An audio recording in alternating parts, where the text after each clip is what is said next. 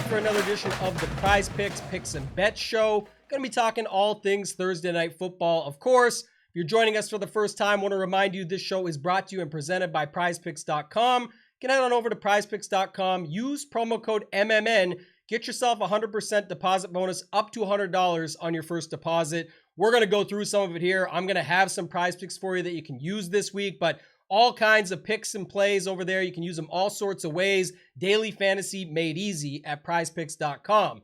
This week, we've got a banger on tap. We've got the Chiefs and the Chargers. Gonna be a great game. The last three times these guys played, the totals were 62, 54, and 59. And this week, we've got a total. It's in Kansas City, a total of 54.5. The Chiefs currently favored by 4 at home. We do have some big injury news, so I'm going to talk about that first because I think that's the biggest thing, right? Everything that we're going to talk about here is going to relate to that. When we get to the structure, as always, first I'm going to go through prize picks for Thursday Night Football. Then I'm going to go through DraftKings for Thursday Night Football. But as far as it goes for the injuries, there's some big ones, and we already got them today. Keenan Allen officially out.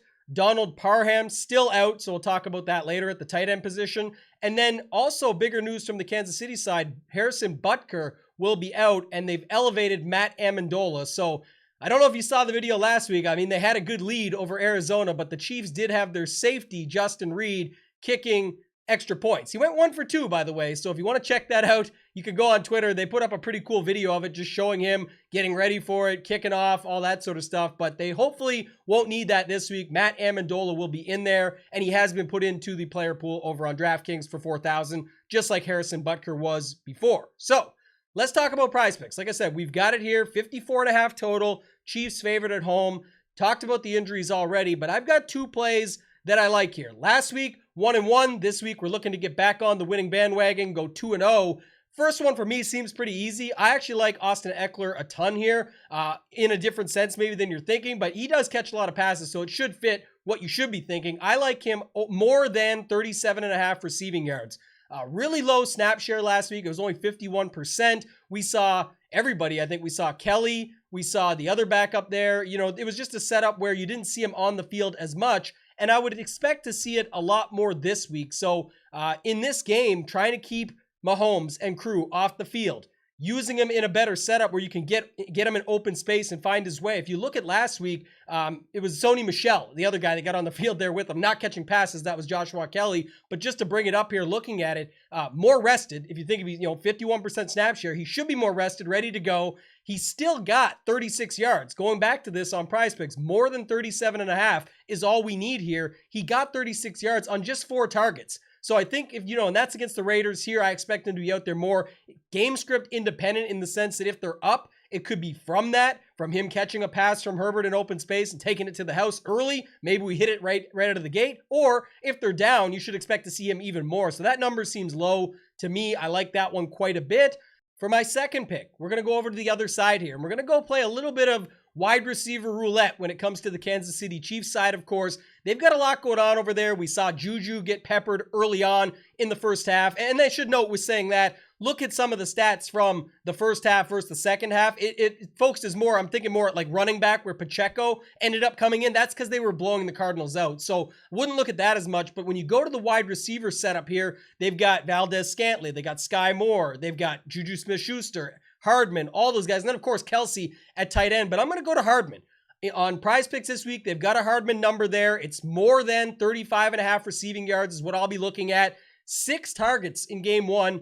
Only caught 3, but just like last week when I had the Gabe Davis call, remember I was telling you to pause the video, get out, get that one in. This is the same thing here. I'm starting to see this number climb already, and you can get it right now at more than 35.5 receiving yards on Prize Picks. So get over there now. Put these two together, get a power play in. You'll get 3 times your money. If you choose to use just one of them, you can add some of your own. If you want to stack it up even more with picks of your own, you can use these 2 as a starting point. However you'd like to do it, I feel very good about both of these picks this week. So to recap, we've got Mecole Hardman, more than 35.5 receiving yards, and Austin Eckler, more than 37.5 receiving yards. Sticking with those overs. For me, early in the season, things I'm seeing on the field from week 1, just the way I like to go about it. We'll see how it goes as the season goes on. Hopefully, you're joining us here every week on the Mayo Media Network. If you haven't yet, hit that like button, hit that subscribe. It helps us out a ton moving forward. That's going to do it for PrizePicks this week, though. Trying to go 2 for 2, like I said. Before we get into the next segment, which is the DraftKings segment, talking all things Thursday Night Football, captains, exposures, everything, want to remind everyone where you can find me. 2 places. 1, on Twitter, at ToeTagAndTambo. If you guys haven't followed me there yet, please do so. I put out a little thread, actually, every Saturday for NFL. I did it for PGA as well, but it's called Tambo's Tidbits. Basically, all you're going to get is all the things I find that are interesting throughout the week in one thread. So it's very valuable. It's not, I talk to 37,000 people and find this way to make it yourself rich, whatever it might be. It's nothing like that at all. It's a very valuable thread. People love it. So follow me on Twitter at ToeTagAndTambo. And then, of course, runpuresports.com. If you guys haven't yet, get over to runpuresports.com, get signed up. All sports, one price. All my premium content is over there. And we even have collabs with the Mayo Media Network doing shows here throughout the season. So check us out over there. Let's get into it, though. Let's move on to that DraftKings segment. And I think last week, the way I did it was good, kind of going through sort of some general grand scheme overview things when it comes to the slate. And then we'll go through it and talk about captains and talk about the flex and how it goes. But one thing we didn't talk about last week, and if we have, or if you already know this stuff, it's beginner. Remember, some people are just getting into it for the first time, but build your lineups and build your roster construction around the game script. Right? So it's how you see it play out. There's a great tool, actually. If you guys, another site that I should talk about right quick, runthesims.com/Mayo. Get over there. Mayo talks about it all the time. The site there with Justin Freeman and everything he's got going on allows you to actually build these lineups in their simulator to be able to find what would happen if the game went like this, what would happen if the game went like that. And it can tell you sort of your leverage spots, who are some good plays based on those game scripts. Obviously, in a lower scoring game, you'd think we see the defenses and kickers more. In a higher scoring game, you probably aren't going to want to include them as much. They can get there in a high total. That's one thing I think people confuse a lot of the times. You go back to, I think it was Rams Chiefs, the game in Mexico where they scored over 100 points combined. Everybody got there. Defenses, kickers, you name it. Now, for something like this, 54.5 total, I can see where you might think it's going to go over, but probably not that much. So don't go that far with it, but just keep that in mind. runthesims.com/Mayo will let you set it up in the simulator. But even still, if you don't have that and you're just trying to build based off of that, you want to build around thinking how it's going to go. So if you think maybe a lower scoring game, but look, the only guy you have full faith in is Travis Kelce at the captain, well, 16,500. You plug him in. If you have Kelce in the captain, general strategy, just things you might want to do. Again, you don't have to do this, but probably want to put Patrick Mahomes in. Now you're down to an average of just 54.25 per player. But if you're saying it's a low scoring game, maybe it's just that Kelce picks up all the PPR points, the bonus, and the lone touchdown. Again, we're going for a really low scoring game in this example, just to talk a grand scheme overview. But now you'd put your kickers in maybe. Maybe you get Amendola in there and Hopkins. That leaves you 7,000 to then pick between your Ecklers, your Herberts, your Mike Williams, guys like that you might want to use on the other side. So just little examples like that. Get the story in your head first and then go apply it, right? That's what I do. And when I have thoughts of, if this was to happen, what would that mean in my showdown lineup? So I really like doing that before getting into it. Let's go into some of these captains, though. You got Mahomes at the very top, 17,700. Herbert, 16.8 right behind him. Kelce, 16.5 behind him. Eckler, who I talked about earlier, I actually like quite a bit here at 15.3. And I think he's an interesting one to start with just for the conversation around captain. I talked earlier about plugging in Kelce. If you plug him in, he's 15.3. You have almost an average of 7,000 to spend. So I know most out there watching are thinking this game's going to go over or likely close to it. I would lean that it actually goes, for me personally, I just think it could go under. We're still in week 2. There's some injuries on both sides of the ball. There's a chance that they go for it more without their kicker, Harrison Butker. They do have Amendola, but maybe they decide to go for it more. Something like that where if any mistake is made on either side, it is a big number. So I'm not saying to go 13-10 here. I'm saying that you might see it where it does go slightly under, and this leaves you money to use without having to go to defenses, kickers, all that. If you don't want to, you could still fit in a lot of pretty good skill players. So starting with Eckler, let's say you want to put Herbert in, you can still get Mike Williams and have almost 5,000, or you can drop down to someone like, I don't know, maybe Joshua Palmer. Last year when Keenan Allen was out, which we talked about earlier, which he is, he stepped up big time. So I think you could go to Palmer here and put him in. You still have over 6,000 to spend, and you're heavy on the Chargers side. So now you'd want to mix in the other. But let's say you even wanted Mahomes, you still have 3,350,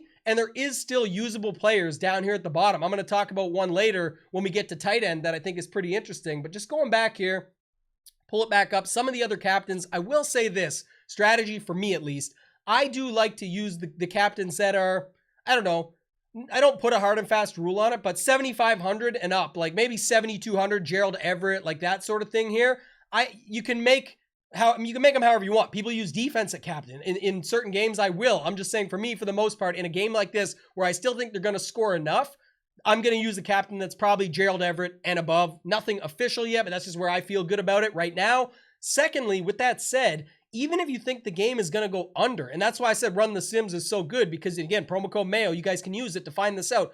In a game like this, where both sides spread it around, there's lots of different guys that get targets and get the ball in their hands, I think it's actually still fine. In some cases where you can build with all skill players, no defenses and kickers, even on a lower scoring game. 2017 could be a thing, and you could still have it get there the way these guys spread the ball around and how good these offenses are and the efficiency they have. So I don't mind building that way either way, but I'm just saying I'm not looking to jam in these cheaper captains just to be able to get Mahomes, Kelsey, Herbert, Eckler. They spread it around a lot as is. I would do that more in a game where you have two very condensed offenses. In this case, I don't think they are. And let's talk about why, right? You go to the other positions here. Let me move it over here. So you go to the flex. Price drops down. It's 1.5x in the captain here, drops back down. So 11.8 for Mahomes. But just to go through it and look at some of these positions, let's go down to go to running back first. So Eckler is in play.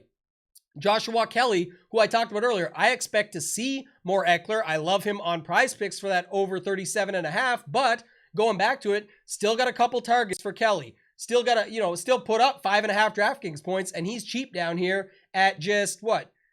1,600. So he's a guy that would fit what I talked about earlier. On the other side of the ball, CEH is 8,600. He played a pretty good role there last week, got 22.4 DraftKings points, some passes from Mahomes, which you actually didn't see a lot of in the previous year. You saw 2-target, 3-target type games, but right here last game, just a big game for him, 22.4 DraftKings points. And like I said, Pacheco coming in, that was a lot more late in the game, right? That you saw that. You go back though, Jerick McKinnon still got his shots, 4 targets, 4 attempts. So like I said earlier, they are going to spread the ball around. I would still expect that, but leaving Pacheco out because of a blowout situation might be the better way to go. You go down to wide receiver, you look at that, there's a lot of guys in play. Talked about already, Juju, Valdez-Scantling, Hardman, Sky Moore.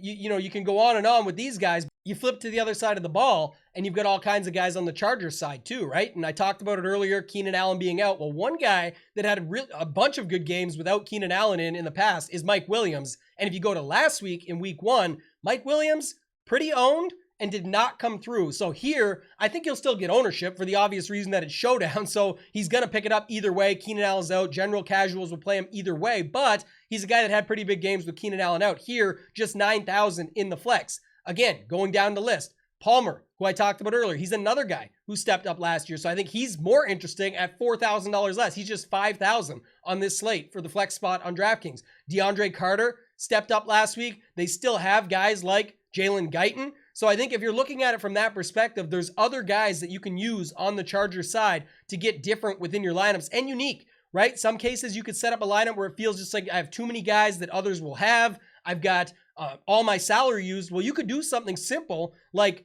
build your best lineup with Mike Williams in the flex, drop him out of your lineup, and plug in Joshua Palmer, who is going right now for $5,000. So you'll leave $4,000 on the table beyond if you already had salary on the table. But it's not that big of a deal to do something like that. That's how you get unique and get non-dupes and things like that, because all you're saying is, can Palmer beat Williams for one game? And it's definitely possible. He could get 2 touchdowns and Mike Williams could do the same thing he did in week 1, and you could be in a great spot here. So that's just an example of a strategy I would look at taking in some of these lineups in something like the $15, which by the way, this week, $1 million up top. Just the other night, it was chopped like 5 ways or something. I think it was 4 ways, maybe 293,000 for the top 4 prizes split. So it can happen, and it can definitely happen in a game like this when I'm naming all of these options that you have. The other thing that was interesting to me was at tight end. If you go down and look, so I talked earlier, Parham is out again. Everett had a huge game. You go back and look at Everett. What was it? Three receptions, 54 yards, and the touchdown for 14.4 DraftKings points. But what I thought was interesting when you go and look was Trey McKitty. Even earlier in that game, he got 4 targets and 3 receptions himself. Much less yardage, didn't get the touchdown, and had a fumble. But still, 5.4 DraftKings points. He's $400 on this slate. Definitely someone I would include in my mass entry pool where I'm setting it up to have some of these lower owned guys. Again, here's an example. Build your best Gerald Everett lineup. Look at it, decide, click him out, and put in McKitty. It's way riskier, but instead of sitting in a 200-way chop on the final play of the game and hoping that Everett gets in for a touchdown so you split up the million with 200 of your friends, you may be sitting there behind them with the only McKitty lineup. But what happens when that pass goes to McKitty? You've got the unique and you ship the whole thing. Again, someone else might do that move that you have, but that's how you get those 4-way chops. You've got a lower owned guy in the flex. You're leaving money on the table. All of those factors are part of it. So I think that is another interesting way to go about it. And then, of course, like I said, you've got Amendola and Hopkins for either side for the kickers. You've got both defenses there. You can use them sparingly. I wouldn't put them together heavily. I know some weeks people build the, top price guy at the top, like Mahomes, put in Kelsey, and then put both defense and the kicker. You look really good for the starting screenshot. It's almost like in PGA DFS where people put all 6 guys out from the very beginning and that they go off first and they get the screenshot because everyone's made par and is first in the tournament. So you get those position points. Same thing here. You start with 2 defenses. You obviously start with a lot of points. You have some of the other guys that are likely to get the ball first or what you would expect. You can get the early screenshot, but it usually doesn't end up the late screenshot. I'll just say that. So some of that stuff that I'm looking at, like I said, I hope that's helpful. As I said last time, if you guys want more of this or you want me to add different things or talk about different angles, throw it in the comments. I appreciate it. Always looking to innovate. I want this show to be good for you. We try and keep it sort of fast and furious to get through it, but we try and add as much as we can as possible as we go through it as well. Always open to adding more. So hopefully you can appreciate that. Let's move on though. Let's have a quick look at the main slate, right? We've got another big one coming up. Last week, Pat Mayo and myself, we did the live show chat in studio. I know this week that we are switching it up a little bit. It's not going to be a live show chat. It's going to be an in-studio show. But at the time of day and everything that we had, we just didn't have a lot of engagement because it's so early in the morning, that sort of thing. And I think it's more the beginning people care about anyway. So we're going to continue to do that. We'll have more up-to-date ownership projections. We'll have more news on the injuries. We'll have more strategies and ideas for the slate. And I think it's just better. So gonna try that again this week. The show will be out for you guys sometime Friday afternoon that you'll be able to get that and get it on your audio podcast everywhere that you can listen to those. And then of course, right here on the Mayo Media Network. Again, if you haven't yet, hit that like button, hit that subscribe. It helps us out a ton. Let's look at main slate though, just looking at it quick. Gonna go, maybe a quick position by position. Kyler Murray, the most popular at quarterback, the most expensive at quarterback at 7,500. Lamar Jackson right behind him at 7,400. Interesting note on him. I'm already hearing the news just a little bit out there. People talking about how last week wasn't really the same Lamar Jackson. And there is some worry or some interest in finding out if he's not going to be the same guy because he wants to protect himself and find a way to get that big contract. We'll see. I don't know if I necessarily believe that, but it certainly looked like it last week.